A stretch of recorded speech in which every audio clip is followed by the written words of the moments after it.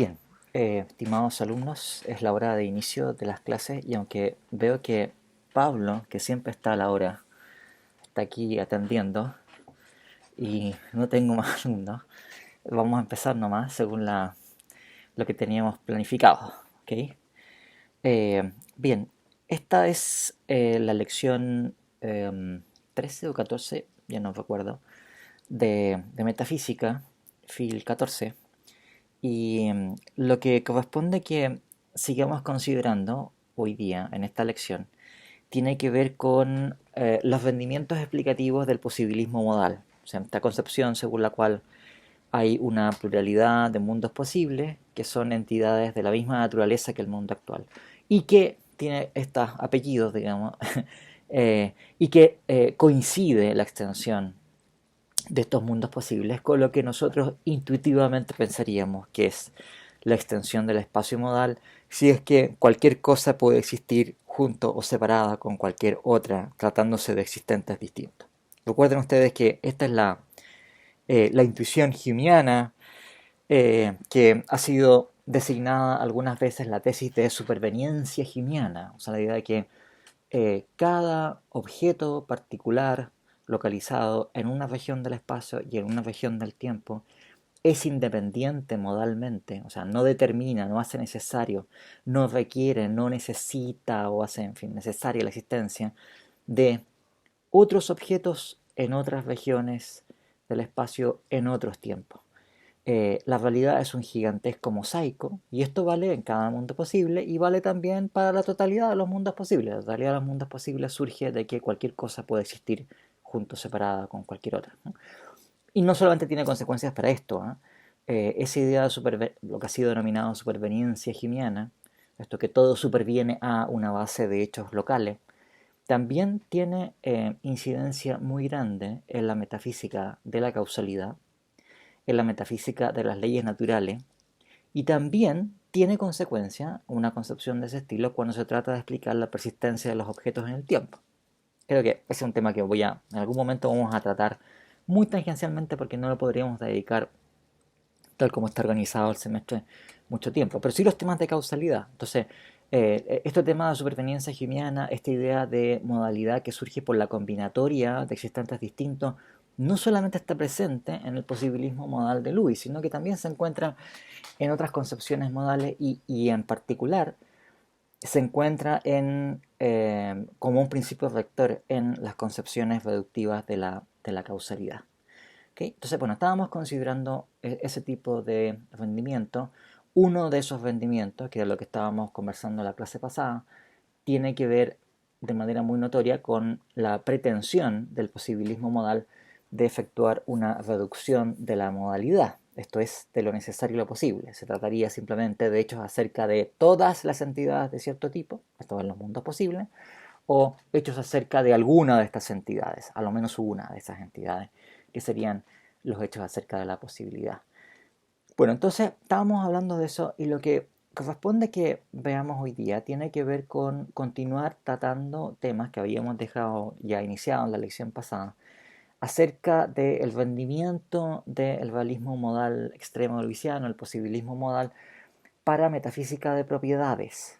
Bien, voy a volver a compartirles las notas del curso, así que esto sirve de alguna ayuda para, para ir viendo este tema. Entonces, eh, Lewis, cuando se trata de postular cuál es la naturaleza de los mundos, de las propiedades, postula dos cosas, ¿no?, que son complementarias entre sí. Primero que nada, que en principio las propiedades son entendidas por Lewis, o sea, las llama propiedades, eh, dependiendo cómo sea la terminología que uno utilice. En general, cuando se habla de propiedades se está pensando en entidades que son numéricamente distintas de los objetos que instancian esas propiedades.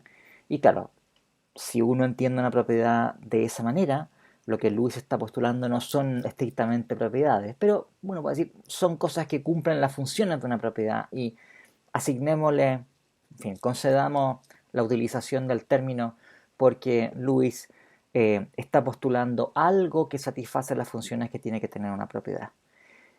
Y Esas propiedades entonces son entendidas por Luis como conjuntos de objetos posibles o conjuntos de possibilia, que es una expresión latina, que es el plural de possibile, que significa literalmente algo posible o un objeto posible. Possibilia son objetos posibles en plural.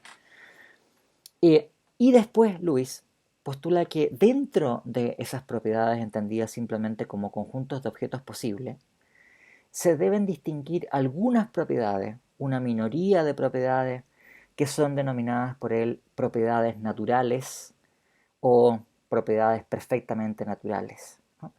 Voy a explicarles en un momento por qué es importante esa distinción, que es una distinción además que en metafísica de propiedades ustedes la encuentran recogida en ontologías muy distintas a estas que está apuntando Luis, pero se hace la misma distinción por razones sistemáticas, en fin, que son atendibles, ¿no? Entonces, primero que nada, Luis está sosteniendo que podemos entender una propiedad en general como un conjunto de objetos posibles, esto es, objetos que son habitantes de cualquier mundo posible. La lección pasada yo le estaba comentando que esto tiene ciertas ventajas, ventajas importantes, cuando se la compara con otras alternativas nominalistas. El nominalismo de clase, o sea, una forma de nominalismo que rechaza la existencia de universales y que postula que solamente hay cosas particulares en el mundo, han intentado muchas veces postular que las propiedades universales pueden ser sustituidas por clases de cosas. Pero esta alternativa se ha encontrado con problemas súper serios. La lección pasada yo les comentaba un par de problemas importantes que afectan a esa posición. Una es la situación que sucede cuando nos encontramos con clases coextensivas, o sea, clases que tienen exactamente los mismos elementos, porque son la misma clase, ¿de acuerdo? Entonces, si uno está identificando una propiedad con una clase de objetos y nos encontramos con dos cosas que aparentemente son propiedades distintas, pero que son tales que los objetos que caen bajo esas propiedades son exactamente los mismos objetos. Y si uno además está sosteniendo que las propiedades son clases de cosas, entonces uno tiene que, o debería, identificar esas propiedades. Eh, por eso, por ejemplo, un ejemplo clásico es decir, mira, si los animales con corazón son exactamente los mismos que los animales con riñones, entonces la propiedad de ser un animal con corazón debería ser la misma propiedad que ser un animal con riñón. Cosa que resulta muy contraintuitiva, porque ustedes pueden darse cuenta, el corazón es un órgano que tiene unas ciertas funciones, en fin, tiene características anatómicas, tiene, en fin, etcétera, ciertas funciones que realiza un organismo, y los riñones son otra cosa completamente distinta, digamos, ¿no? Y el hecho de que, claro, por ciertas circunstancias evolutivas, exactamente los mismos seres vivientes que desarrollaron corazón desarrollan también riñones, bueno, en fin, no parece que eso sea un hecho necesario y que las cosas podrían ser distintas. Podríamos tener criaturas con corazón y sin riñones o con riñones y sin corazón. Bueno, este ejemplo además uno puede discutirlo más si es que uno va a decir, bueno, ¿y qué pasa con un tipo que tiene un corazón artificial? Y en fin, ¿cuenta con un corazón o no? Pero no voy a entrar en esos debates. Bueno, pero si ustedes se dan cuenta, hay problemas que tiene esto si es que vamos a identificar clases coextensivas. Y, y ese problema en particular es un problema que desaparece cuando nosotros estamos pensando que las clases van a ser identificadas ahora, las clases con las cuales vamos a identificar las propiedades, van a ser clases de objetos posibles.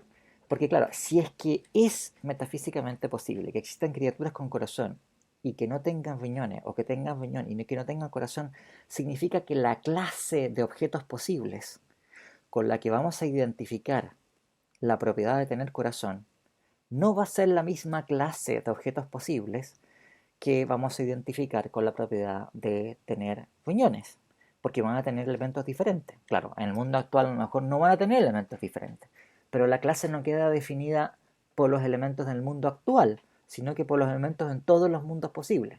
Y en esos mundos posibles, si hay criaturas con corazón y sin riñones, bueno, entonces no son los mismos elementos los que conforman las clases respectivas y no cuentan entonces según la misma propiedad. Al contrario, si es que nos encontramos con casos en donde tenemos nosotros clases de objetos posibles que son la misma clase, que tienen exactamente los mismos elementos en todos los mundos posibles. Bueno, o sea que coinciden exactamente para los infinitos mundos posibles, lo que supone que son infinitos miembros de esas clases y son exactamente los mismos elementos. Bueno, si sucede eso, entonces tenemos razones para pensar que se trata de la misma propiedad. Y que, claro, puede ser que estemos en un fenómeno en donde tenemos dos formas diferentes de acceso epistemológico a la misma propiedad. Como por ejemplo, uno puede caracterizar un triángulo como un trilátero, ¿no? No sé, el que algo tenga tres ángulos, por ejemplo, parece designar el mismo tipo de polígono que el que algo tenga tres lados. Son simplemente dos maneras de acceder a la misma realidad, pero se trata de la misma propiedad. Entonces, bueno, si en ese caso tenemos que necesariamente todo objeto que sea un triángulo es un trilátero, para en cualquier mundo posible, y la clase de los triláteros es exactamente la misma que la clase de los triángulos, entonces tenemos razones para pensar que se trata de la misma propiedad y de que esas diferencias que estamos haciendo son diferencias en la manera en que nosotros describimos esa misma propiedad, aunque es la misma. O sea, piensen que sería una cosa semejante a lo que sucede cuando uno está describiendo el planeta Venus como el lucero de la mañana, por ejemplo, o lo está describiendo como el lucero de la tarde. Son formas de describir diferentes, naturalmente. Una persona que sabe que el lucero de la mañana se ve sobre el horizonte no tiene por qué saber que el lucero de la tarde se ve sobre el horizonte, podría uno ignorar una cosa u otra, pero eso tiene que ver con algo epistemológico, con la forma en que nosotros accedemos a esa realidad. ¿Bien? O sea, ustedes pueden ver que hay una ventaja en postular que las propiedades son clases de objetos en mundos posibles. Y el segundo punto que estábamos también tratando era que cuando uno identifica una propiedad con una clase de objetos, se heredan ciertas características de una clase que son indeseables en principio para una propiedad. En principio una propiedad, por ejemplo, parece que es algo que eh, puede tener más o menos instanciaciones, o al menos cuando una propiedad universal. Pero parece razonable postular por un universal, como, qué sé yo, el universal de ser un gato, que es el conjunto, o la propiedad, o el conjunto de propiedades que determinan que algo sea un gato, lo que quiera que sean esas propiedades, qué sé yo, que tienen que ver con cierto tipo de información genética, o si tienen que ver con pertenecer a un linaje evolutivo, en fin, tampoco es necesario entrar en los detalles, pero no, acá hay una propiedad, o hay un conjunto de propiedades, un plexo de propiedades, que es lo que determina que algo sea un gato. Entonces vamos a identificar ese bloque como la propiedad de ser gato. Nuestra intuición modal es que podría haber más gatos, o sea, podrían haber más cosas que instancian la propiedad de ser gato, podrían haber menos gatos, podrían haber menos cosas que instancian la propiedad de ser gato. No hace una diferencia para la propiedad de ser gato el que tenga más o menos instancias. Creo que esto lo conversamos al comienzo del semestre, cuando todavía era posible hacer estas cosas que resultan ahora tan lejanas como hacer una clase en vivo, ¿no? En persona. Pero yo les conté que, claro, hay también una diferencia aquí entre los defensores de universales inmanentes y los defensores de universales trascendentes. Para los defensores de universales inmanentes no importa cuántas instancias tenga un universal, pero sí es importante que el universal tenga al menos alguna instancia. Si no tiene instancia, no existe simplemente. ¿Bien? Bueno, en cambio, para los defensores de universales trascendentes o platónicos, o yo no sé, los platónicos, ni siquiera importa que tenga instancia. O sea, da lo mismo que el universal tenga o que tenga instancia. Que tenga mucho o tenga poca, o que no tenga ninguna. Da exactamente lo mismo. ¿Bien? Pero, en fin, pero salvo esa pequeña diferencia entre universales llamados aristotélicos inmanentes y platónicos o trascendentes, en principio, nuestra intuición sobre respecto a una propiedad universal es que no es necesario que tenga más o menos elementos. Bueno, ¿qué es lo que sucede ahora? Que si uno sigue esta estrategia nominalista de decir que una propiedad realmente, nosotros, es decir, lo que tiene que ser un nominalista, es decir, que nosotros tenemos la ilusión de que hay una propiedad universal que está instanciada en todos los gatos, etcétera, etcétera. Bueno, en realidad lo que nosotros estamos inclinados a denominar una propiedad universal no es otra cosa que una clase de objetos. Bueno, cuando uno hace esa maniobra nominalista, que aparentemente nos permite dispensarnos de las universales, nosotros tenemos que rechazar esa intuición modal que yo le estaba indicando. Esa intuición modal según la cual eh, no hace una diferencia para la propiedad de ser gato el que existan más o menos gatos. ¿Bien? O sea que podrían existir más gatos de los que existen actualmente, o podrían existir menos gatos de los que existen actualmente, y eso no haría ninguna diferencia para la propiedad de ser gato. Sería existiendo la misma propiedad, sería la propiedad que es, etc. ¿Okay? Bueno, esa intuición es una intuición que tendríamos que nosotros que rechazar. Así que nosotros vamos a identificar las propiedades con clases, al menos con clases de objetos en el mundo actual. ¿Bien? Por eso que, en fin, la maniobra de Lewis es inteligente en ese sentido. Porque es esencial a una clase cuáles sean sus elementos. Una clase tiene como condición de identidad cuáles sean esos elementos. Si la clase, por ejemplo, es la clase de las tres primeras letras del alfabeto, o la clase de ABC o de ACD, o en fin, da lo mismo como la enumeremos, esa clase es diferente de la clase ACD, ¿verdad? Y una clase que tenga, si hay una clase, aunque sean clases con muchísimos elementos, si hay un elemento diferente entre dos clases, son dos clases distintas. Y si tienen exactamente los mismos elementos, aunque lo estemos nosotros describiendo esas clases de manera diferente, es la misma clase. Bueno, ¿qué es lo que sucede con esto? Que la esencia de una clase son cuáles son sus elementos, ¿no? Que es una manera de formular esto de que son sus condiciones de identidad. O sea, lo que determina que una clase sea la clase que es y no otra distinta son cuáles son sus elementos. ¿Bien? Entonces, eh, dado que es esencial para una clase cuáles sean sus elementos, y dado que estamos identificando la propiedad de ser un gato con la clase de los gatos actualmente existentes, resulta, por decirlo así, que estamos haciendo extremadamente rígido cuál sea el número de gatos necesariamente existente. O sea, la propiedad de ser gato está identificada con una clase, que es la clase de los gatos que de hecho existen en el mundo actual. Y esos gatos son los gatos que son, digamos. Ahora, si uno sacase un gato de ahí, por decirlo así, si hubiese un gato menos de los que hay, uno menos, aunque sea un gato, no sé, chico, digamos, ¿no?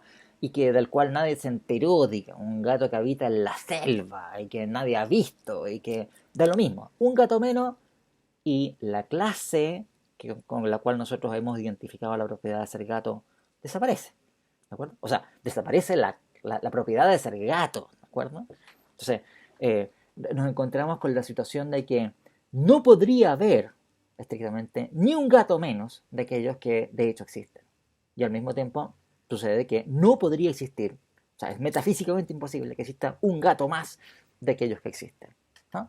Ahora, eso, como ustedes se pueden dar cuenta, es una consecuencia contraintuitiva, naturalmente. Es una consecuencia que choca contra la idea que las propiedades, en fin, no tienen por qué tener más o menos elementos, ¿no? Entonces, ¿qué es lo que hace Luis aquí? Y que es una forma en donde este problema se resuelve o se alivia, si ustedes quieren. Es que la identificación se hace no con los objetos que solamente están en el mundo actual, sino que se hace con objetos que se encuentran en cualquier mundo posible. Entonces, ¿qué es lo que sucede? Si yo voy a identificar la propiedad de ser gato con una clase de aquellas cosas que intuitivamente son los gatos, no son solamente los gatos del mundo actual, sino que también son gatos de otros mundos posibles. Y claro, ciertamente en otros mundos posibles, los gatos en esos mundos pueden ser más o pueden ser menos, naturalmente. Y va a haber mundos posibles con muchos más gatos o con muchos menos gatos o sin ningún gato. No hay ningún problema con eso.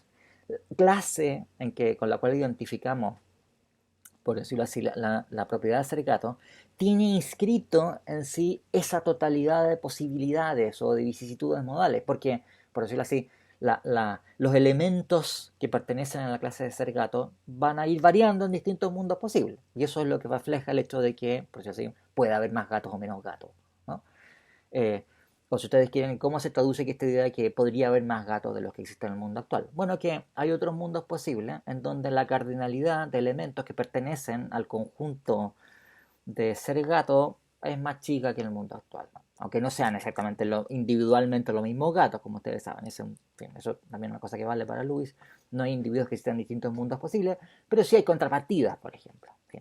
Entonces, eh, lo que hace Lewis para efectuar, entender la naturaleza de las propiedades de esta manera, por lo menos es capaz de resolver esos problemas. No, tampoco es que resuelva todos los problemas, en fin, hay otro tipo de dificultades que son bastante, no sé, obvias, digamos. O sea, por ejemplo, eh, y estas son cosas que hay que, en fin, hay que aceptar, digamos, como costo de la teoría, no hay mucho más que hacer.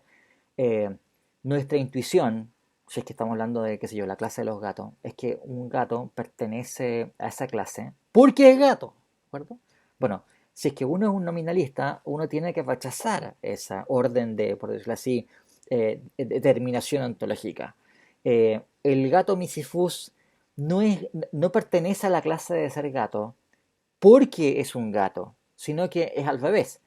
Eh, es un gato porque pertenece a esa clase, ¿de acuerdo? Una clase que tiene un montón de otros elementos. Y claro, esto también, como digo, es contraintuitivo porque, es decir, a ver, esa clase que contiene a todos los gatos contiene un montón de elementos que están completamente dispersos entre sí en el espacio y el tiempo.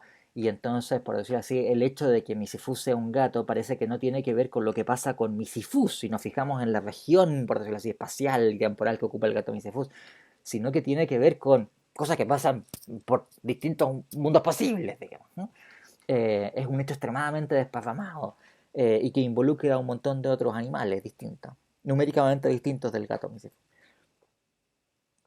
O sea, nuestra intuición tiene que verse invertida. Si a nosotros nos parece que nosotros vamos a agrupar un individuo en una clase debido a que ese individuo tiene ciertas características, la posición del nominalista es que, como digo, ese orden de determinación ontológica tiene que ser invertido completamente. Los individuos tienen las características que tienen masa que tienen la carga que tienen, debido a que pertenecen a cierta clase. ¿Okay? Bueno, eh, las clases tengan ustedes también en cuenta, y ese es otro punto que Luis corrige después, o sea, más que corrige, cualifica su teoría de manera que pueda enfrentar este tema. Son súper, por decirlo así, promiscuas. O sea, ustedes tienen clases para cualquier pluralidad de objetos, no importa los elementos que existan. Por supuesto, va a existir algo así, qué sé yo, si nosotros asumimos teoría de conjunto, van a haber, por ejemplo, conjuntos que van a incluir exactamente, o va a haber un conjunto que va a incluir exactamente a todo lo que intuitivamente a nosotros nos parece que son gatos en todos los mundos posibles, ¿no? O sea, va a haber al menos un conjunto que va a contener exactamente todos estos gatos.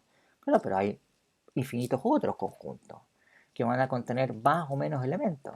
Y van a haber conjuntos que van a tener elementos extraordinariamente heterogéneos entre sí. Eh, por cada pluralidad de objetos de cualquier mundo posible, ustedes van a tener por decreto, por arte de magia, de teoría de conjunto, ustedes van a tener un conjunto que va a contener exactamente a esos objetos como sus elementos. Entonces, claro, si estamos identificando nosotros las propiedades con las clases, esto por una parte nos asegura de que va a haber una clase por cada cosa que nosotros intuitivamente pensamos que es una propiedad, ¿de acuerdo? Pero el problema es que tenemos un exceso, ¿no? Hay propiedades para cualquier cosa, digamos, ¿no? Para cualquier tipo de agrupación, digamos, que sean extraordinariamente heterogéneas.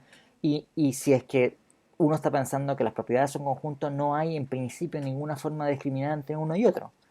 Es tan conjunto como el conjunto de todos los gatos, el conjunto de todos los gatos o todos los quarks, o qué sé yo, ¿no? Eh, no importa que el conjunto de todos los gatos, todos los quarks, eh, esté agrupando cosas que parecen ser muy distintas entre sí. Ahora, la, la razón que aduce Luis para postular propiedades de esta manera es que, de todas maneras, nosotros requerimos algo que cumpla ciertas funciones teóricas para los que la existencia de esta abundancia de propiedades, entendida de esta manera, resulta útil. O sea, tradicionalmente, una de las funciones teóricas que se ha buscado para las propiedades universales es que deben ser el referente de ciertos términos comunes y términos abstractos. O sea, si ustedes piensan, no sé, digamos, ¿no? La humanidad, para designar el carácter que hace que un ser humano sea un ser humano, por ejemplo, ¿no? O la justicia, en fin, la propiedad de masa. son expresiones que parecen estar designando algo. Nosotros hacemos enunciados y decimos cosas acerca de la propiedad de masa, decimos cosas acerca de el color verde, decimos cosas acerca de lo que hace que un ser humano sea un ser humano, ¿de acuerdo? Y si contrastamos lo que hace que un ser humano sea ser humano, dice lo que parece estar designando algo. Bueno, entonces, una función que típicamente se ha atribuido a las propiedades universales es que es precisamente aquello a lo que esas expresiones hacen referencia. O sea, ¿qué es lo que hace referencia la expresión el color verde, por ejemplo? Bueno, hace referencia a una propiedad que es el color verde, ¿de acuerdo? Y que no es este o este otro color particular localizado aquí espacio-talmente, sino que es la propiedad por sí misma. ¿Bien? O también hay otros casos en donde nosotros aparentemente estamos cuantificando sobre propiedades. Si yo digo, mira, hay tres propiedades fundamentales que tiene todo electrón. Eh, bueno, estoy en principio cuantificando sobre propiedades. Estoy diciendo, hay tres cosas que tienen ciertas características, ¿bien? Que son de cierto tipo, a saber, propiedades. Entonces, una función tradicional que ha sido postulada para las propiedades universales es que son exactamente aquello sobre lo cual se cuantifica cuando uno se encuentra con expresiones de este estilo, ¿no? Ustedes se pueden dar cuenta que este estilo de argumentación es un estilo de argumentación muy propio del giro lingüístico, en donde vamos a, en fin, resolver un problema ontológico discutiendo acerca de, qué sé yo, en la estructura semántica de una oración. Entonces, si vamos a decir que si la justicia es una virtud, entonces eso debería llevarnos a postular que hay una propiedad universal que es la justicia, etcétera, ¿no? Pero, como quiera que sea, ustedes pueden ver que hay al menos una función teórica que supuestamente o en principio los universales deberían satisfacer. Y para eso entonces debería haber una propiedad universal correlativa con cada, por ejemplo, predicado que nosotros podamos formular en nuestro lenguaje. Si nosotros podemos predicar de cualquier objeto el predicado ser un ser humano, por ejemplo, bueno, entonces debería haber algo que sea el valor semántico o el referente de esa expresión. Si yo tengo la expresión en nuestros lenguajes de ser de color verde, entonces debería haber algo que sea el valor semántico de esa expresión, o si ustedes quieren su referente, ¿no? Aquello que está designando la expresión. Y eso sería, como les digo, una de las funciones que tendría que tener una propiedad universal. Pero, claro, ya es una cosa advertida hace mucho tiempo, que nosotros podemos formar en cualquier lenguaje natural eh, infinitos predicados usando los mismos recursos del lenguaje. Así como yo puedo decir, mira, en fin, puedo atribuir de cualquier cosa el ser verde, yo también puedo atribuir de cualquier cosa un predicado tan raro, digamos, y complejo como este. Es decir, mira, eh, o es verde y es examinado antes del año 2500, o es azul y es examinado después del año 2500. ¿Ya? Y puedo a su vez darle un nombre a esto, decir que es un versul, ¿no? Entonces dice ese versul de cualquier cosa que es verde y es examinada antes del año 2500, o es azul y es examinada después del año 2500. Ahora veamos en fin, qué cosas cuentan como versules. O sea, las cosas verdes también podemos decir ellas que son versules. Este ejemplo es un ejemplo más célebre, un ejemplo que dio Nelson Goodman para explicar unos problemas respecto a la inducción, ¿no? O sea, que tenía otro contexto distinto. Pero Goodman inventó unos predicados que eran estos predicados que, en fin, son disyuntivos, porque es ser verde o azul, ¿de acuerdo? Pero verde examinado antes del 2500 o azul después del 2500. Y esto lo llamó en inglés GRU, porque es la contracción de green y blue, o sea, verde y azul. O sea, podemos llamarlo en español versul, ¿ya? O podemos hacer al revés otra cosa, una cosa que es azul y es examinada antes del año 2500, o es verde y es examinada después del 2500, y esas cosas las podemos llamar azulde. Y Goodman lo llamaba bleen. ¿Bien? O sea, así como podemos formar esos predicados, podemos formar infinitos otros predicados que van a ser tanto o más heterogéneos, porque ustedes se pueden dar cuenta que bajo este predicado versul caen cosas extremadamente heterogéneas, caen cosas verdes y cosas azules, ¿de acuerdo? fin, dependiendo de cuándo van a ser examinadas esas cosas y qué color tengan, pero son cosas muy, muy heterogéneas. Y así uno podría formar predicados disyuntivos infinitamente complejos, como ser, no sé, verde y ser examinado antes del año 2021, o ser un quark y ser examinado después del año 2021, o ser un, no sé, hipopótamo y ser examinado, etcétera, ¿de acuerdo? Y uno puede complejizar estos predicados al infinito. Entonces, eh, una de las funciones que se espera que tengan las propiedades es que sean, como digo, el referente de términos generales y el valor semántico de predicado, entre los cuales tenemos predicados como estos, que pueden ser extremadamente complejos, no digo extremadamente complejos, la complejidad puede ir al infinito, ¿no? No hay ninguna cota para el nivel de complejidad que pueden tener, y que seleccionan objetos extremadamente heterogéneos entre sí. ¿Bien? Entonces necesitamos valores semánticos para todos estos predicados. Y si ustedes se dan cuenta, las propiedades de Lewis, que son absolutamente indiscriminadas, son extremadamente abundantes. Cuando digo para una pluralidad cualquiera de objetos posibles, ustedes ¡flac! Automáticamente tienen una clase de que tiene como elementos exactamente estos objetos. Bueno, ofrece suficientes propiedades para ser valor semántico de cualquier expresión de, en fin, cualquier lenguaje que se nos ocurra. Por vara que sea la extensión de cosas a las cuales se atribuye un predicado, por heterogéneas que sean esas cosas, eh, automáticamente ustedes saben que, dada la manera en que Lewis entiende las propiedades, va a haber una propiedad lewisiana que va a ser el valor semántico de ese predicado, ¿no?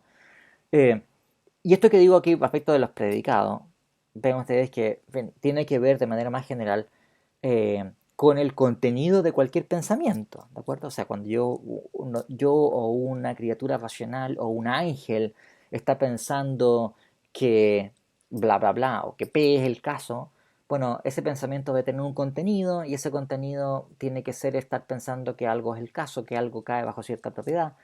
Y requerimos, por lo tanto, sí, propiedades que puedan ser el contenido de cualquier pensamiento posible de una criatura racional como nosotros.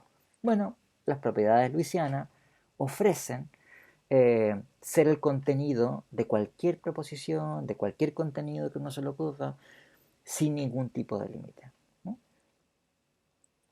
Si ustedes pueden ver que postular que hay una pluralidad de mundos posible, entonces, tiene una primera, por decirlo así, función teórica o ventaja teórica, que es que, bueno, dado que está este dominio de objetos habitantes de infinitos mundos posibles, entonces tenemos clases también extremadamente, en fin, variadas, suficientes para ser el contenido de cualquier pensamiento posible y el valor semántico de cualquier predicado de cualquier lenguaje posible. Digo, aunque fuese la lengua de ángeles, digamos, eh, vamos a tener, o qué sé yo, ¿no? Si una lengua inventada, el élfico, el alto élfico, no importa, va a haber propiedades suficientes que van a ser el valor semántico de las expresiones del alto élfico, ¿bien? Unos predicados muy sutiles, ¿no? Eh, bueno, sí, ustedes ven que es un rendimiento teórico este, el que está planteando Luis cuando pensamos que hay propiedades entonces que son suficientes para constituir el valor semántico de cualquier propiedad. Pero Luis también está consciente de que normalmente las propiedades universales se supone que cumplen otras funciones, funciones para las cuales esta abundancia no es buena, ¿no? Entonces, por ejemplo, lo que ustedes encuentran en filósofos como David Armstrong, ¿no? Es que las propiedades universales que defiende Armstrong son propiedades universales que no son cualquier cosa, no es cualquier clase que uno se le ocurra va a cumplir las funciones de una propiedad, sino que las propiedades universales realmente existentes es algo que se conoce mediante investigación a posteriori. Son aquellas que nuestra mejor ciencia natural nos dice que son realmente existentes. Son respectos objetivos de semejanza entre las cosas. Son aquellas características o determinaciones que tienen incidencia para los poderes causales que tienen las cosas. Por tanto, también, típicamente las leyes naturales, perdón, sí, digo, las leyes naturales van a estar haciendo mención a propiedades universales realmente existentes. O sea, por decirlo así, ¿cuáles son las propiedades universales que determinan cómo son las cosas, cuál es su naturaleza? Es lo que nuestra mejor ciencia nos dice que hay en el mundo. Si la ciencia nos dice que, qué sé yo, que la masa, por ejemplo, de un objeto es algo que tiene incidencia para el tipo de poderes causales, o sea, de interacciones causales en las cuales va a entrar un objeto, entonces existe la propiedad de masa. Si, qué sé yo, nos decían que había una propiedad que era el calórico, como decía la termodinámica antigua, que determinaba que las cosas, pero en fin, pero no, la investigación científica ha mostrado que en realidad no hay tal, si hubiese un calórico no tiene ningún incidencia, bueno, no hay razones para postular que haya un calórico, no existe la propiedad de ser calórico, ¿no? Eh, eh, y lo mismo, en fin, si la ciencia nos dice que tiene incidencia causal la carga electromagnética, entonces, bueno, eso sí vamos a admitirlo como una propiedad auténtica. Pero aunque haya un predicado como, no sé, ser el objeto preferido de mi abuelita en su quinto cumpleaños, no hay ninguna, eso no incide en ningún poder causal del objeto, no es algo que va a determinar semejanzas objetivas, ¿verdad? Bien, o sea, las propiedades que estamos aquí buscando son propiedades que, como digo, determinan semejanzas objetivas. Semejanzas objetivas, o sea, no es simplemente que a mí me parezca parecido, sino que lo que hace que las cosas sean objetivamente más parecidas o menos parecidas. ¿Ah? Como por ejemplo tener la misma masa, como por ejemplo tener la misma forma, como por ejemplo tener, qué sé yo, la misma carga electromagnética. Claro, si usted fija la masa, por ejemplo, la masa también incide, determina automáticamente una ordenación entre los objetos, porque objetos que tienen masas más cercanas son más parecidos entre sí respecto a la masa de objetos que tienen masas más divergentes. Un objeto que tiene 5 gramos de masa es más semejante que un objeto que tiene 6 gramos de masa que un objeto que tiene 10 gramos de masa. ¿De acuerdo? O si ustedes quieren, el hecho de que nosotros ordenemos las propiedades de masa de una manera isomórfica a la ordenación de los números reales, lo que nos está indicando es que están estructuradas de esta manera. ¿De acuerdo? Bueno, ese tipo de semejanza objetiva es el que tenemos en mente. Entonces, cuando estamos pensando en las propiedades en este segundo sentido, estamos pensando en propiedades que son, por decirlo de una manera, escasas respecto de las anteriores. Las anteriores eran súper abundantes. Y como eran súper abundantes, se prestaban para cumplir ciertas funciones teóricas. Ser el contenido del pensamiento o ser aquello a lo cual hacen referencia los predicados de cualquier lenguaje posible.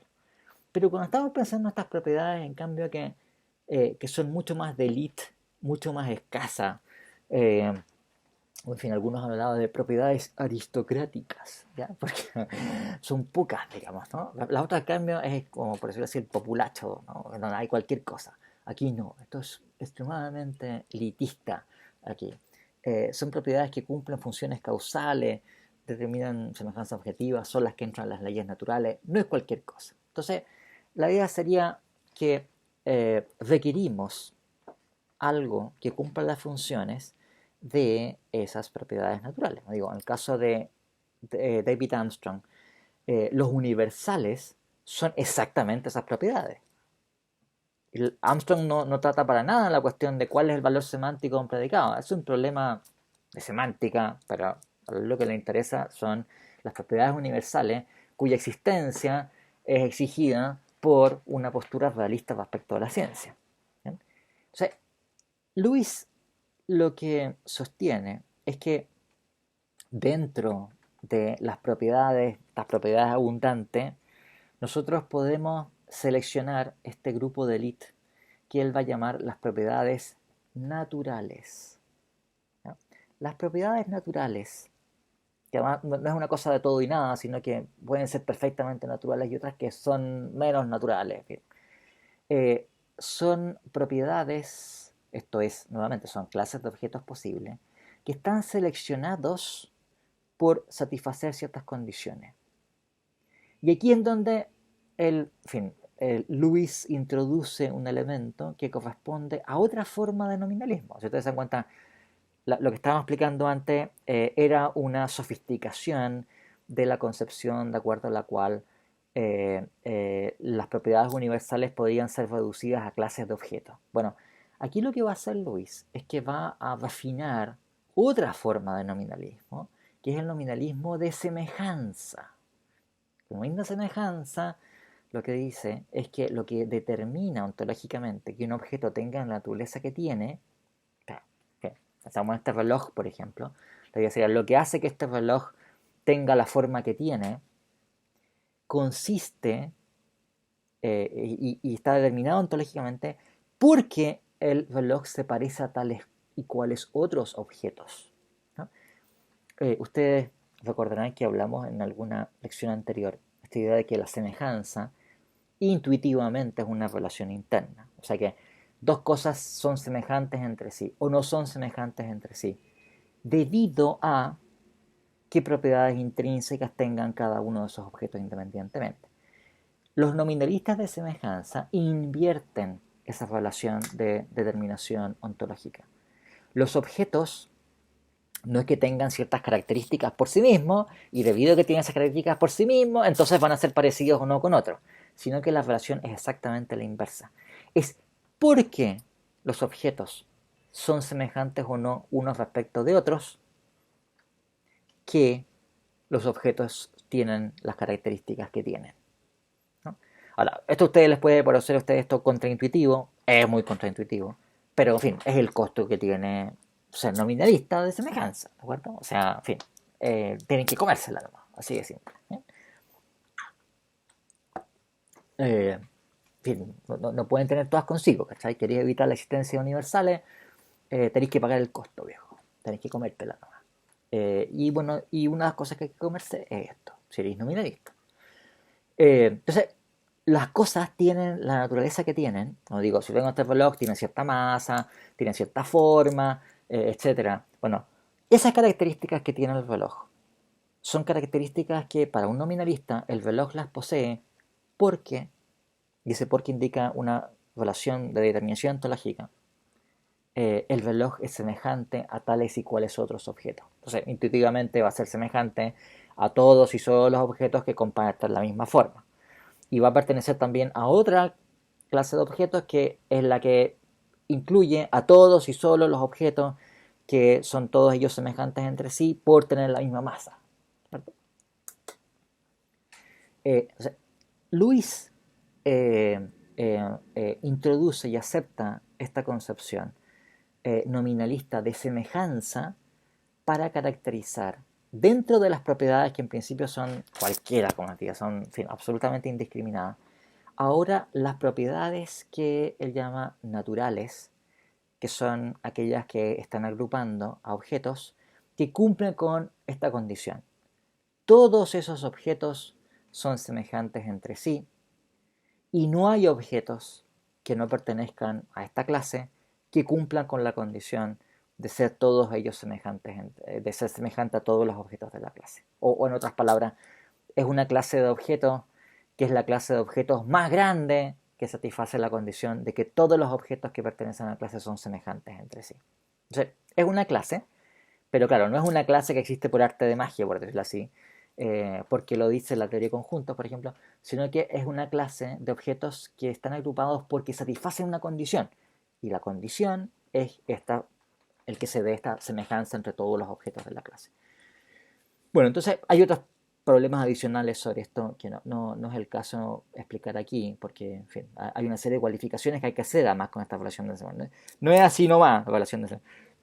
Es una relación de semejanza con unos apellidos, digamos, y unas cualificaciones eh, especiales. Pero lo que me interesa mostrarles es todo que, entonces Luis, eh, los hechos de semejanza entre objetos, que son hechos, es un hecho primitivo, como digo, no es que las cosas son semejantes porque a su vez tienen características. Si fuese así, entonces los objetos tendrían ciertas características porque tienen ciertas características, lo cual no es explicación ontológica de nada.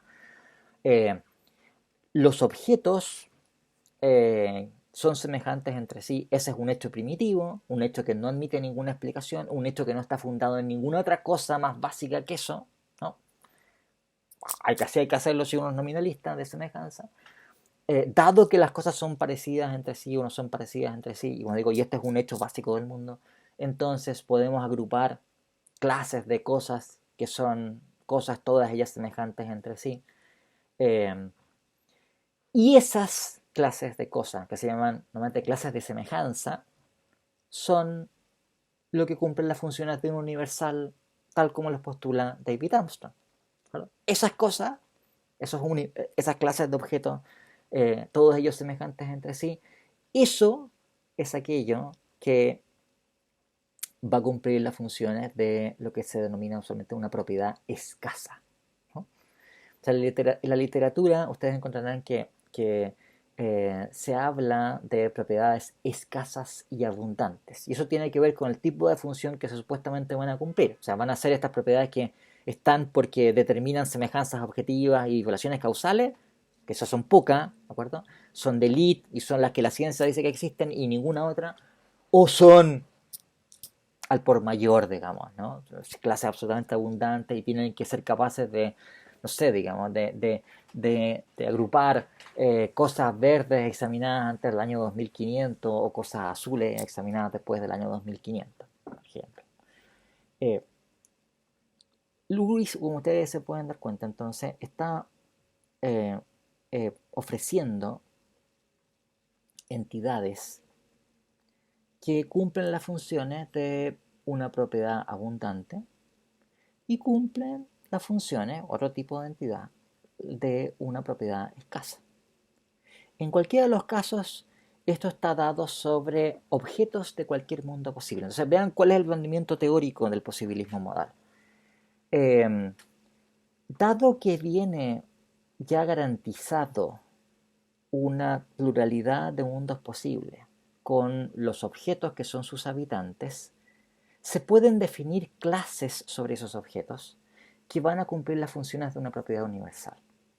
Entonces, el tipo de nominalismo, o en fin, estos dos tipos de nominalismo que ofrece Lewis, son tipos de nominalismo que, claro, uno puede decir que resuelven todas las dificultades que tienen las posiciones nominalistas, pero resultan más atractivos para filósofos nominalistas y para quienes quieren eximirse de universales que los tipos de recursos teóricos a los cuales puede acceder un nominalista que no tiene mundos posibles luisianos. Entonces, enfrentan el problema de las clases coextensivas, son capaces de resolver este problema de que las clases, como os digo, tienen condiciones de identidad súper frágiles, digamos, ¿no? Le quitáis un elemento y le agregáis un elemento y listo, desapareció. Bueno, estos son problemas que se pueden resolver aquí. Entonces, Lewis lo que está mostrando es que si uno quiere ser nominalista, o sea, si uno de verdad quiere eximirse de admitir propiedades universales, bueno, el posibilismo modal ofrece recursos teóricos con los cuales podemos efectuar eso. Eh, si resulta muy poco verosímil pensar que una propiedad pueda ser identificada con una clase de objetos actuales, por los motivos que ya les indicaba, no es tan inverosímil pensar que puedan ser una clase de objetos posibles o posibilia. Ok, entonces, bueno, eh, Luis también, a propósito de las clases de semejanza de objetos, también dice, mira, en realidad también yo admitiría que nosotros pudiésemos decir, mira, hay algunas clases de objetos que son naturales y esas son, punto. Y el hecho de ser natural es un hecho primitivo, ¿no? Eh, Dado como Luis entiende las clases de semejanza, esto no es mucho peor que lo anterior, pero es una explicación que desgraciadamente no puedo darles ahora porque tendríamos que dedicar una o dos lecciones solamente a esto. No tenemos el tiempo para explicarlo, ¿no? Eh, pero ustedes pueden ver entonces cómo aquí se ve parte del rendimiento teórico que tiene el posibilismo modal. Vamos a ver en las posiciones actualistas, por ejemplo, que los mundos posibles tienen que ser construcciones abstractas de cierto tipo. Y en todas ellas, o casi todas ellas, yo pienso que en todas ellas, ¿eh? Pero hay algunos puntos donde habría que argumentarlo más, en fin, pero eh, gran parte de las posiciones actualistas en donde el mundo actual es el único mundo concreto, en donde los mundos posibles son entidades, en fin, representaciones abstractas sobre cómo serían todas las cosas, es que los mundos posibles y sus habitantes, ¿de acuerdo? Es algo que tiene que venir de alguna manera determinado por propiedades universales. Entonces, por decirlo así, si uno no tiene los recursos del posibilismo modal, eh, es muy difícil efectuar la tarea inversa, que es dispensarnos de las propiedades universales. O sea, para dispensarnos tenemos que admitir esta extensión de el dominio de los objetos existentes para extenderlos a todos los mundos posibles. Y de hecho, además, eso es lo que ha pasado. O sea, los nominalistas posteriores a, no todos, pero eh, de los más conspicuos, posteriores a Luis, han sido posibilistas. Eh, y precisamente por estas razones, porque eh, el posibilismo modal entrega las herramientas teóricas para resolver esos problemas, ¿no? Claro, por supuesto hay filósofos que frente a esto dicen, bueno, en fin, esto es lo que muestra que el nominalismo no va para ninguna parte, digamos, ¿no? O sea, si el nominalismo para funcionar requiere el posibilismo modal de Lewis, es que, en fin, el nominalismo es una teoría, en fin, una concepción completamente inverosímil, digamos, ¿no? Y yo tiendo a pensar así, pero es, en fin, es un tipo de actitud que se tiene por muchos filósofos sobre este punto. Bien, llevamos como 50 minutos. Yo quiero dejar esto aquí. Vamos a continuar la próxima lección eh, tratando sobre la forma en que Luis entiende las proposiciones, ¿bien? A lo cual también hace intervenir los mundos posibles. Me parece que, Pablo, tú querías aprovechar de usar, en fin, algún tiempo al final de las lecciones para hacer algunas consultas sobre temas de lógica modal que a ti te llamaban la atención. Si quieres, Pablo, pregunta nomás con el micrófono abierto, eso sí te voy a pedir para que podamos, en fin, conversarlo entre todos. Ya, buenísimo. Son dudas de los textos que estamos leyendo, de esta materia. Perfecto, perfecto. Está leyendo el texto More Kinds of Being. Ya, déjame Una buscarlo. duda, Adelante, Pablo. o sea, una duda puntual y una duda general. En el segundo capítulo, que es el primero que tenemos que leer, Dale. tiene, en la página 16, habla sobre los criterios de identidad y dice que very often, eh, no, different sorts of things very often have different criteria of identity. Sí. Pero no entiendo por qué el very often. Debería, Eh, cosas distintas porque, tienen criterios de identidad diferentes. mira, déjame colocarte un ejemplo. ¿De acuerdo? O sea, se entiende lo que es un criterio de identidad. Criterio de identidad significa un principio que me determina cuándo dos cosas son la misma cosa, son cosas distintas. ¿Bien? Hay ciertos casos en donde esos criterios de identidad son, a lo mejor no decir que son los mismos, pero son extremadamente parecidos, ¿no? Hay un ejemplo muy, muy clásico que es el siguiente.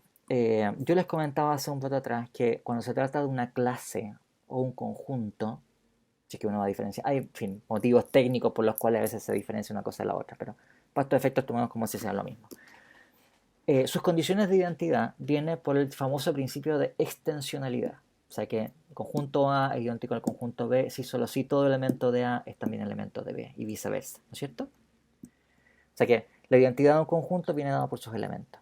Ahora, considera tú lo que sucede en mereología. Mereología, que yo ahora no me estoy acordando si hemos dicho algo de esto todavía, pero si no, bueno, voy a tener que decírselo igual.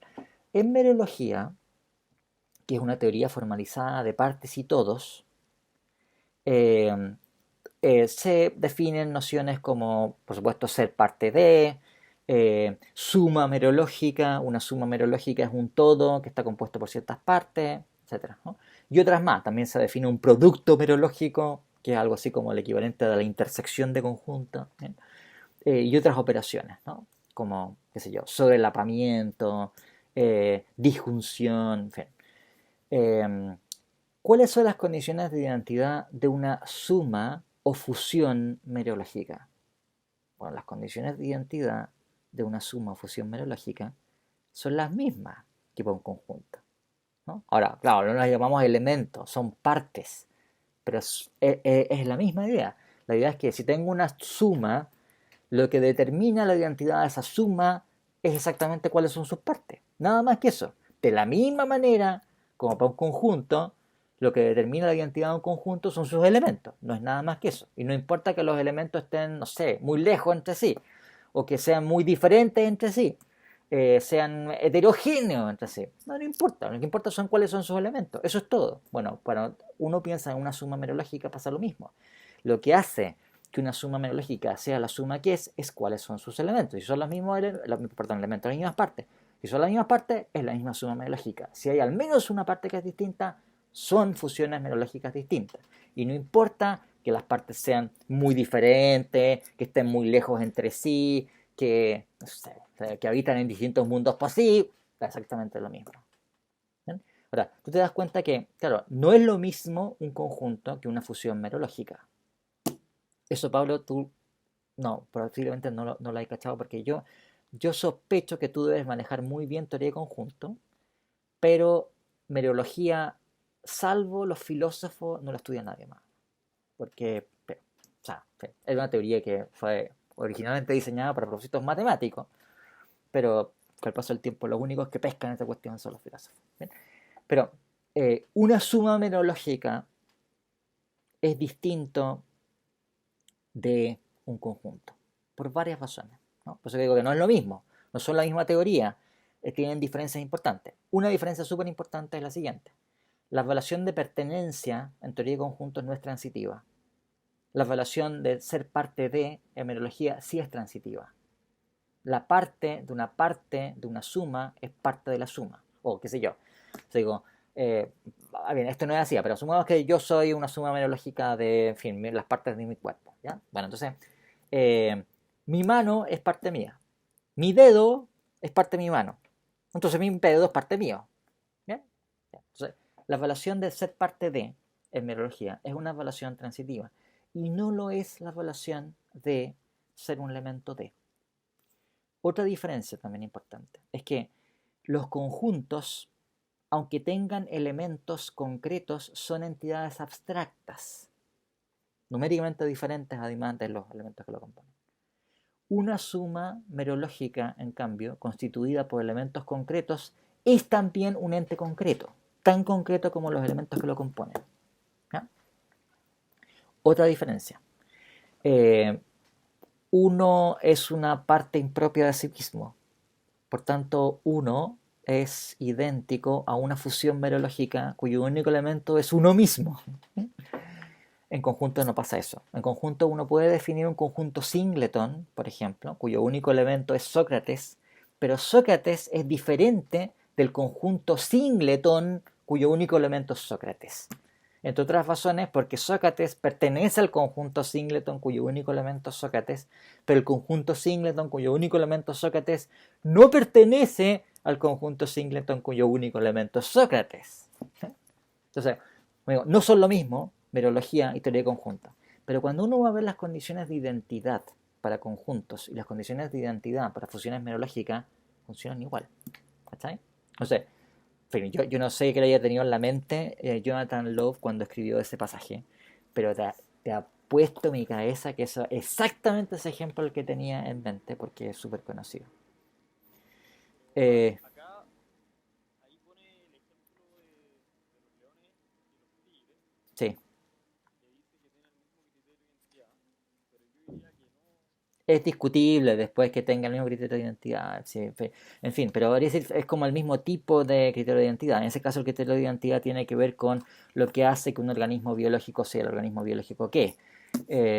Y probablemente la explicación que uno va a dar cuando dice por qué un organismo biológico es el organismo biológico que es, la explicación no va a ser tremendamente distinta entre un león y un tigre, ¿cachai? Hay continuidad espaciotemporal, constituyen, no sé, el desenvolvimiento del mismo tipo de metabolismo, en fin. Pero concedo que puede ser discutible el caso de los tigres y los leones. Bien, Pablo, la idea es que podemos seguir haciendo esto sucesivamente, ¿cachai? Pero claro, tampoco podemos monopolizar esto a que se convierta en una discusión del texto. Así que lo que te sugiero, y lo sugiero al resto también, es que lo sigamos haciendo en adelante. O sea, yo más o menos todo lo que me has recomendado es que estas lecciones tienen que ser alrededor de 50 minutos, o sea, todo va a entrar una hora. Y la idea es dedicarle después tiempo eh, a discutir ese tipo de cosas sobre texto, sobre temas, no sé, yo la impresión que tenía es que tú tenías dudas más formales sobre cómo funciona mi lógica modal, pero lo que ustedes quieran. Bien, entonces, Pablo, quedamos en eso. ¿Estás de acuerdo? Seguimos. Sí, perfecto. Bien. Bien, señores, entonces vamos a quedar aquí y eso sería. Así que hasta luego.